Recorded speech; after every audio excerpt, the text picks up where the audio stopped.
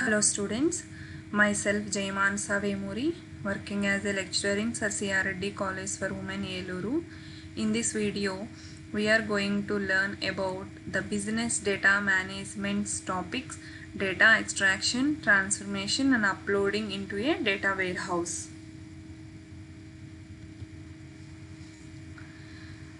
Data warehouse uses the process of data extraction, transformation and loading to convert the disparate data from multiple sources into a standardized form ready to be stored in a common repository.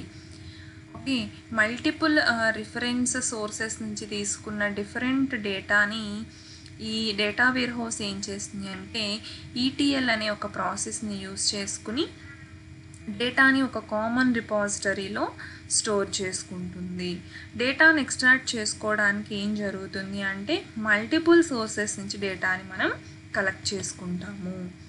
An ETL tool extracts data from different RDBMS source systems, transforms data like applying calculations and then load the data into the data warehouse. అంటే data extraction అంటే ఎలా జరుగుతుంది అంటే different databases నుంచి తీసుకుంటాము. డేటాబేసెస్లో data ఎలా store అవుతుంది అంటే in the form of tables, rows columns ఎలా అయితే మనకి టేబుల్ ఉంటుందో అలాగా మనకి డేటాబేస్లో స్టోర్ అవుతుంది. The data loaded into the data warehouse system in the form of dimension table and fact table. అలా డిఫరెంట్ టేబుల్స్లో స్టోర్ అయిన డేటాని మన డేటా వేర్ హౌస్లోకి లోడ్ చేసుకున్నాక అక్కడ ఎలా స్టోర్ అవుతుంది అంటే dimension table and fact table. Coming to the dimension table, in data warehousing there are so many dimension tables. Those are called companion tables for fact table. Okay, fact టేబుల్లో ఏముంటాయి అంటే business facts అలానే foreign keys ఉంటాయి which refers to the candidate keys which are in the dimension table. Dimension టేబుల్లో ఉన్న candidate కీస్ని represent చేసే foreign keys అనేవి ఫ్యాక్ట్ టేబుల్లో ఉంటాయి. This is the example for dimension table and fact table. Okay, blue కలర్లో ఉన్నది fact table. It contains the date, store, product and units. Okay, ఒక్కొక్క దానికి సంబంధించిన డేట్కి సంబంధించిన డైమెన్షన్ టేబుల్, స్టోర్కి సంబంధించిన డైమెన్షన్ టేబుల్, ప్రొడక్ట్కి సంబంధించిన డైమెన్షన్ టేబుల్స్ అనేవి అలా ఉంటాయి. అంటే మన ఫ్యాక్ట్ టేబుల్లో ఫారెన్ కీస్ ఉంటాయి, వాటికి సంబంధించిన క్యాండిడేట్ కీస్ అనేవి డైమెన్షన్ టేబుల్లో ఉంటాయి. అక్కడ ఎల్లో మార్క్లో ఒక కీ కనిపిస్తుంది కదా, అది that is the primary key. అంటే మనం డేటా ఇన్సర్ట్ చేయాలన్నా, అప్డేట్ చేయాలన్నా, డేటాను మనం తీసుకోవాలన్నా based on the primary key మనము చేస్తాము. Thereafter begins the process of cleaning the data of all the errors and formatting the disparate data into a format of compatible to be stored in the data warehouse. ఇలా మనం తీసుకున్న extract చేసుకున్న data మొత్తాన్ని clean చేసి మనం data ware హౌస్లోకి మనం process చేస్తాము. ఫైనల్గా డేటా వేర్ హౌస్లోకి మనం లోడ్ చేస్తాము. This is the diagram for ETL process extraction, transformation and loading. First phase, extraction. Data extraction is nothing but collection of data from different sources నుంచి డేటాని collect చేసుకుంటాము. కలెక్ట్ చేసుకున్నాక దాన్ని డేటా స్టేజింగ్ ఏరియాలోకి మనము place చేస్తాము. What is data staging area? Data storing area is a storing area which between the data warehouse and the data extraction process. Data ఎక్స్ట్రాక్షన్కి ట్రాన్స్ఫర్మేషన్కి మధ్యలో ఉంటుంది. అంటే ప్రతిసారి మనం డేటా సోర్స్ దగ్గరికి వెళ్ళి డేటాని తెచ్చుకోకుండా ట్రాన్స్ఫార్మ్ చేయడానికి డేటా స్టేజింగ్ ఏరియా దగ్గర నుంచి మనం డేటాని తీసుకుంటాము. There are 3 stages in data extraction: discovery phase, analysis phase and cleaning phase. First one, discovery phase. Okay, discovery ఫేజ్లో ఏం చేస్తాము అంటే ఒక ఆర్గనైజేషన్కి సంబంధించిన రిలవెంట్ డేటాని ఐడెంటిఫై చేసుకుంటాము. అంటే ఇప్పుడు డైలీ బేసిస్లో ఒక ఆర్గనైజేషన్కి, ఒక బిజినెస్కి కానీ ఏమవుతుంది, హ్యూజ్ అమౌంట్ ఆఫ్ డేటా అనేది జనరేట్ అవుతుంది. ఓకే, మనం తీసుకున్నట్టయితే హ్యూజ్ అమౌంట్ ఆఫ్ డేటా అనేది మనకి మొత్తం యూజ్ అవ్వదు. అంటే ఎలా అంటే all types of data may not be valuable. అంటే ఉన్న డేటా మొత్తం మనకి వాల్యుబుల్ అవ్వకపోవచ్చు. ఓకే, అందులో మనం ఏ డేటాని స్టోర్ చేసుకోవాలి, దేన్ని వదిలేయాలి అనే దాన్ని మనం ఐడెంటిఫై చేసుకుని కరెక్ట్ డేటా సోర్స్ని మనము ఐడెంటిఫై చేసుకోవడమే డేటా డిస్కవరీ ఫేజ్. అంటే మనకున్న లార్జ్ అమౌంట్ ఆఫ్ డేటాలో ఏది కరెక్ట్ డేటా, ఏది అవసరం అవుతుంది అని ఇనీషియల్గా ఐడెంటిఫై చేసుకునే ఫేజ్ అన్నమాట. ఓకే మరి ఈ సెలెక్షన్ అనేది ఎలా జరుగుతుంది అంటే ఎండ్ యూజర్ రిక్వైర్మెంట్స్ని బేస్ చేసుకుని. End user is nothing but the manager of the organisation.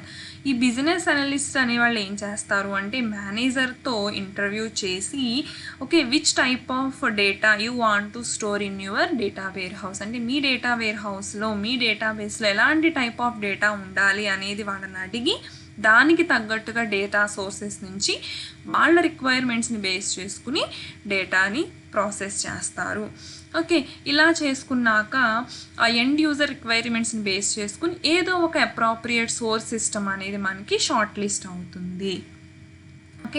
ఈ ప్రాసెస్ అనేది ఎలా ఉంటుంది అంటే it is a never ending process. అంటే ఈ డేటాని డిస్కవర్ చేయడం అనేది ఒక రోజు చేసేసి ఆగిపోయేది కాదు. ఎందుకు అంటే for an organisation or for an business daily basis మీద మనకి డేటా అనేది వస్తూ ఉంటుంది. కాబట్టి ఈ డేటా డిస్కవరీ ఫేజ్ అనేది నెవర్ ఎండింగ్ ఫేజ్ అన్నమాట.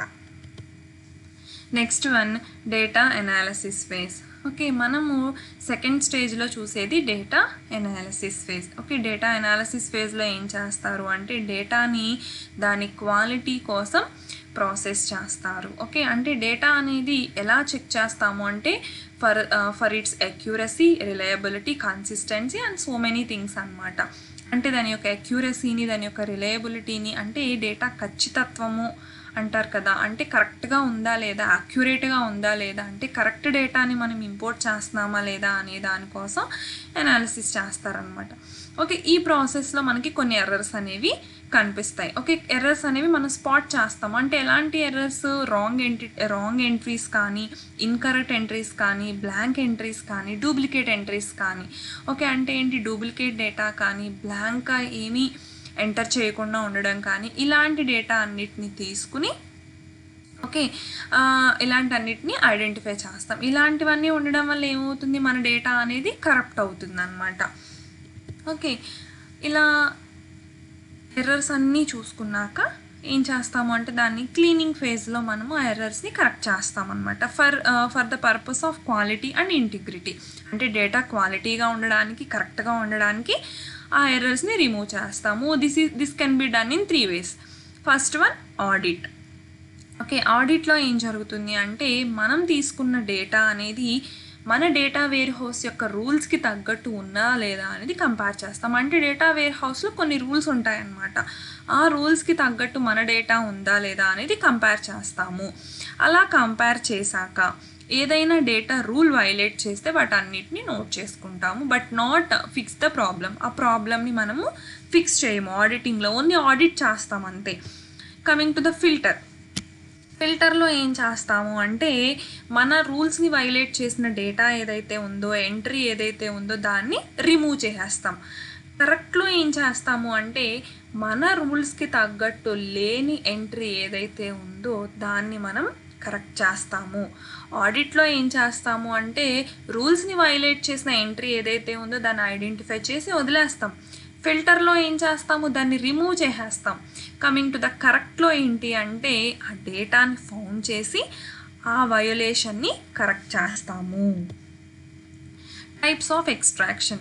ఎక్స్ట్రాక్షన్ అనేది మల్టిపుల్ నెంబర్ ఆఫ్ వేస్లో చేయొచ్చు. ఎలా అంటే బేస్డ్ ఆన్ పీరియాడికల్ బేసిస్, అంటే అవర్లీ కానీ, డైలీ కానీ, వీక్లీ కానీ, మంత్లీ బేసిస్తో చేస్తాము. టైప్ ఆఫ్ ఎక్స్ట్రాక్షన్ అనేది ఎలా జరుగుతుంది అంటే ఒక ఎండ్ యూజర్ వల్ల కానీ, అడ్మినిస్ట్రేటర్ వల్ల కానీ, లేదా ఏదైనా ఆర్గనైజేషన్లో ఒక ఈవెంట్ జరగడం వల్ల కానీ ఈ ఎక్స్ట్రాక్షన్ అనేది జరుగుతుంది. On the basis of regularity of updating the extraction may be full extraction or incremental extraction. There are 2 types of extractions. Full extraction In full extraction, the data is extracted fully from the source system once and the subsequent changes are not taken into the consideration. Full ఎక్స్ట్రాక్షన్లో ఏం జరుగుతుంది అంటే data ware హౌస్లోకి data ఒకసారే extract చేసేసుకుంటాము. దాని తర్వాత data సోర్స్లో ఏదైనా చేంజెస్ జరిగితే దాన్ని కన్సిడరేషన్లోకి తీసుకోము.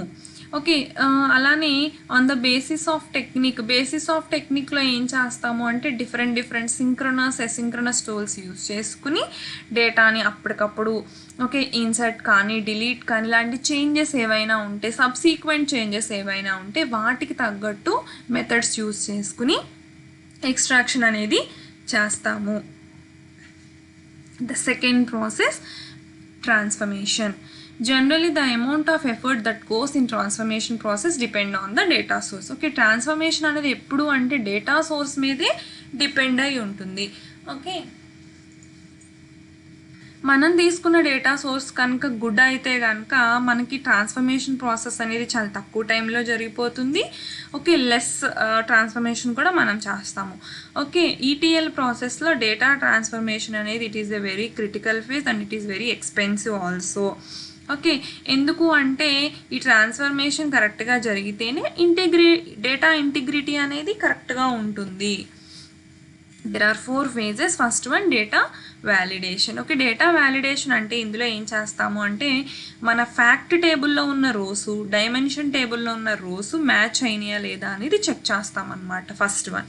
సెకండ్ వన్ వచ్చేసి డేటా అక్యూరసీ అంటే ఏంటి, కరెక్ట్ ఫీల్డ్స్లో అంటే మన రికార్డ్స్లో రోసు కాలమ్స్లో వాటికి తగ్గట్టు ఉన్నాయా లేదా, అంటే ఇప్పుడు నేమ్ అయితే నేమ్ ఉందా లేదా, నెంబర్ అయితే నెంబర్ ఉందా లేదా, అలాంటివి ఉన్నాయా లేదా. ఓకే, ఇప్పుడు ఎలా అంటే ఫర్ ఎగ్జాంపుల్ స్టేటస్ ఫీల్డ్లో ఎస్ నో ఇలాంటి వాల్యూస్ ఉన్నాయా లేదా అనేది చెక్ చేస్తాము. తర్వాత డేటా టైప్ కన్వర్షన్ అంటే ఏంటంటే డేటా సోర్స్లో డేటా ఎలా అయినా ఉండొచ్చు. ఓకే, డేటా సోర్స్ నుంచి డేటా తీసుకునేటప్పుడు ఎలా అయినా ఉండొచ్చు, కానీ మన డేటా వేర్ హౌస్లోకి రావాలి అంటే it should follow some rules అనమాట. అంటే సోర్స్ సిస్టంలో ఎలా అయినా స్టోర్ అయి ఉన్నా కానీ మన డేటా వేర్ హౌస్ రూల్స్ అది ఒబే చేస్తుందా లేదా, అంటే అన్ని డేటా టైప్స్ కరెక్ట్గా ఉన్నాయా లేదా, డేటా టైప్స్కి తగ్గట్టుగా మనం డేటా ఇస్తున్నామా లేదా అనేది చెక్ చేస్తుంది. లాస్ట్ వన్ వచ్చేసరికి business rule application. It ensures that the rules of the business are enforced on the data stored in the warehouse. అంటే మనం డేటా వేర్ హౌస్లో స్టోర్ చేయబోయే డేటా అనేది బిజినెస్ రూల్స్కి తగ్గట్టు ఉన్నదా లేదా అనేది చూస్తుంది. There are 2 levels of transformation, record level and field level. Coming to the record level, at this level the record that is stored in the form of fields and tables is transformed. In other words, the data lying in the fields and records is transformed. Fields lo records lo unna data anedi transform avutundi by using some functions like select, join, summarize, sort anamata. Ante oka table meeda మనం apply చేయగలిగిన functions. Select function ఏం చేస్తుంది అంటే మన టేబుల్లో మనకి కావలసిన rose కాలమ్స్ని మాత్రమే సెలెక్ట్ చేసుకుని మిగతా వాటిని ఇగ్నోర్ చేస్తుంది. జాయిన్లో ఏమవుతుంది అంటే డిఫరెంట్ టేబుల్స్ని డిఫరెంట్ సోర్సెస్ని కలిపి ఓవరాల్గా ఒక కన్సాలిడేటెడ్ టేబుల్ని ఒక కన్సాలిడేటెడ్ డేటాని మనకిస్తుంది. సార్టింగ్లో we're very familiar with sorting that organizes the data in a specific order like ascending or descending, like alphabetical order, highest to lowest etc అన్నమాట. సెకండ్ వన్ ఫీల్డ్ లెవెల్లో ఏం జరుగుతుంది అంటే ఫీల్డ్లో ఉన్న డేటా అనేది డిజైర్డ్ ఫార్మేట్లోకి ట్రాన్స్ఫర్ అవుతుంది. అంటే ఏంటి, సింగిల్ ఫీల్డ్ మల్టిపుల్ ఫీల్డ్గా కన్వర్ట్ అవుతుంది, మల్టిపుల్ ఫీల్డ్ అనేది సింగిల్ ఫీల్డ్గా కలెక్ట్ అవుతుంది అనమాట.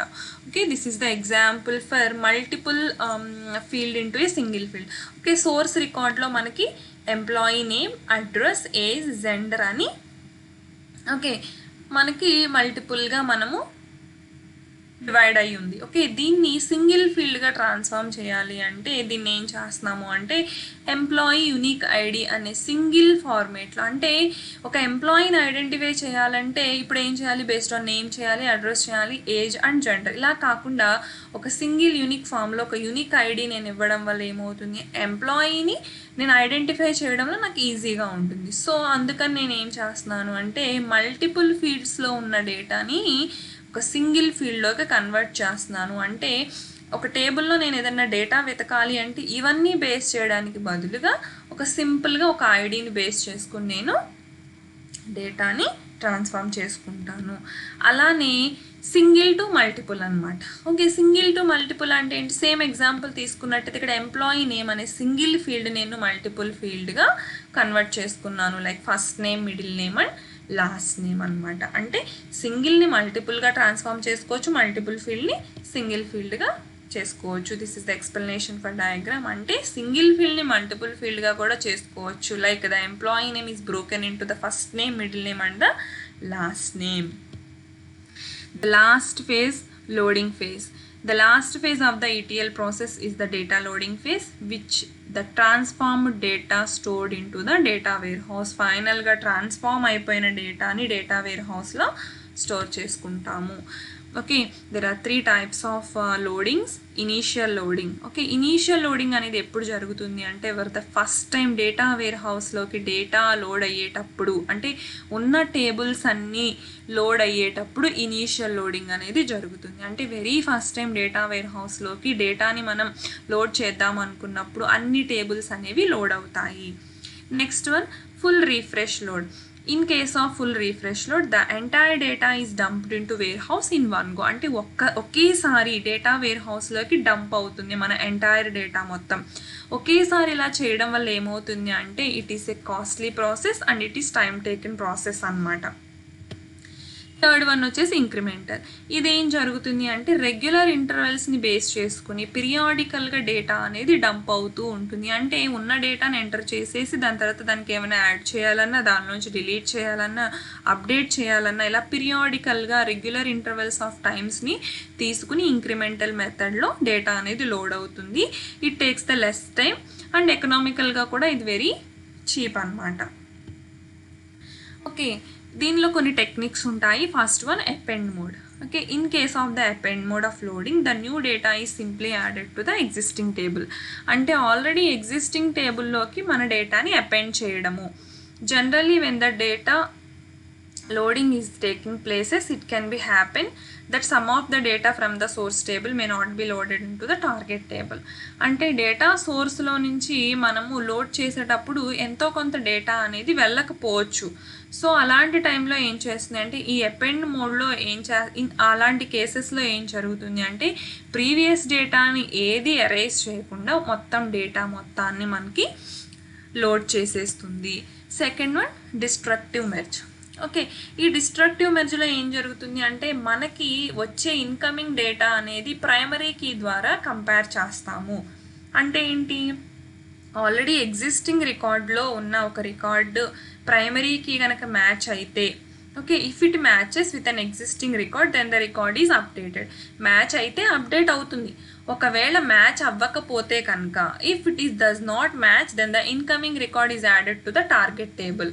అంటే ఏంటి, ఒక కొత్త టేబుల్లో టార్గెట్ టేబుల్లో స్టోర్ అయిపోతుంది. ఎగ్జిస్టింగ్ టేబుల్లో ప్రైమరీ కీతో కంపేర్ అయితేనే ఇక్కడ యాడ్ అవుతుంది, అదర్వైజ్ టార్గెట్ టేబుల్లోకి యాడ్ అయిపోతుంది. కన్స్ట్రక్టివ్లో ఏం జరుగుతుంది, డిస్ట్రక్టివ్కి ఆపోజిట్ జరుగుతుంది. ప్రైమరీ కీ అనేది కనుక ఎగ్జిస్టింగ్ రికార్డ్లోకి మ్యాచ్ అయితే ఇప్పుడు మనం అప్డేట్ చేద్దాం అనుకున్న రికార్డ్ ఎగ్జిస్టింగ్ రికార్డ్ని వదిలేసి okay a new record is added and this is marked as the superseding the old record. అంటే ఎప్పుడైతే ప్రైమరీకి మ్యాచ్ అవుతుందో ఆ ఎగ్జిస్టింగ్ రికార్డ్ నుంచి దాన్ని రిమూవ్ చేసేస్తాము. This is the constructive match. The summary for this video, data extraction, transformation and loading. డేటాని ఎలా extract చేసుకుంటాము, దాన్ని డిఫరెంట్ ఫేజెస్లో ఎలా ట్రాన్స్ఫార్మ్ చేసుకుంటాము అండ్ ఫైనల్గా డేటా వేర్ హౌస్లోకి ఏ మెథడ్స్ యూస్ చేసి లోడ్ చేసుకుంటాము అనేది the summary for this video. These are the reference textbooks. Thank you.